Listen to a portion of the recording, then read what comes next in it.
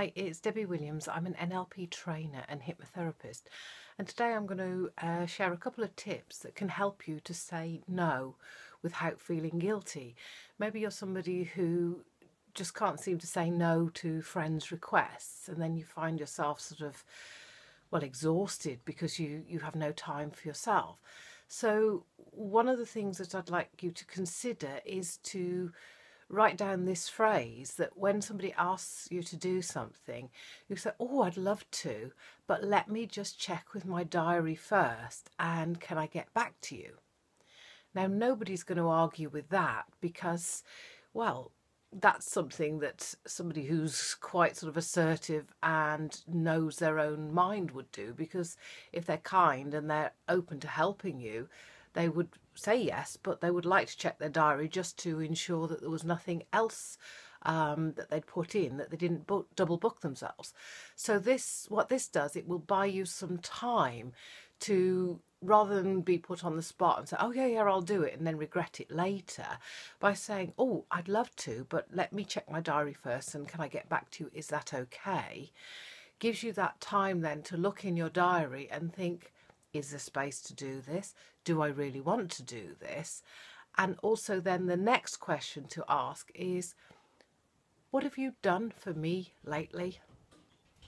Now, this question gives you the opportunity to find out if this person has actually using you or if they're somebody who is genuine. And it also gives you the opportunity then to decide, do I want to put myself out and do this for that person, or do I want to think, well, actually, what excuse would I like to put there so that I can get out of doing this?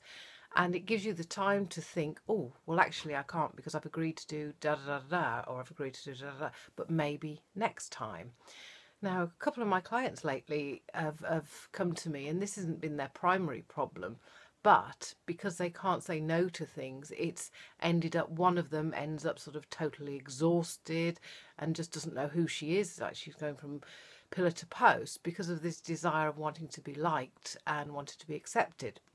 And I said, the people that mind and get offended, well, they don't matter, and the people that matter won't mind if you can't actually say yes to that particular thing. So it's learning to be a little bit more selective of who you spend your time with and who you give your time to, because there's plenty of people out there who will recognise that, oh, that person will say yes all the time, and that they'll literally keep calling on your door. Another client of mine had started on this process already, and she realised that one friend of hers, who she was a little bit upset the other week and phoned her up in tears, and her friend says, well, I can't talk now, I'm busy. Yes, she thought, well, when you were in tears, I dropped everything for you. So it was a bit of a wake-up call of, well, what have you done for me lately? And this helps you to really allow people who are worthy of you, who respect your time and your kindness and your compassion. And it allows you then to sort of put some of these other friends that put on you to almost like an outer circle. So you can still go out with them, you can still have time, but you've got this one step to how to say no without feeling guilty, because you just said, well, oh, I'd love to say yes, but let me just check with my diary first and I'll get back to you. And make sure you start to write a list of all the things that you'd love to do, and start to fill your diary out with some of the things that you'd enjoy doing, those things that you've been putting off.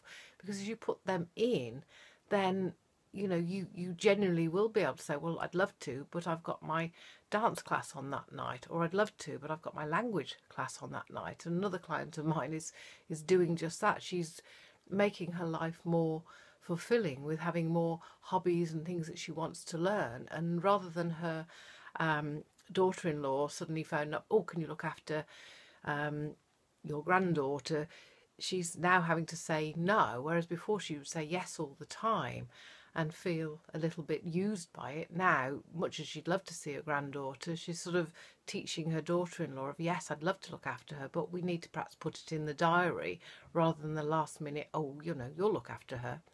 Anyway, it's great talking to you today. And if you click the link below, you can get my free Stop Worrying, Create a Wonderful Life, which will also help lift some of the guilt, and also free life coaching. There's a lot of stuff that I've put there that you can work through all your issues at no cost, and there's also lots of other products that start from £19 that you don't have to buy them. You can only go there if you want to, but they are also much more detailed and will push you more so to well, stop worrying and have a wonderful life. Okay, great talking to you today. Bye now.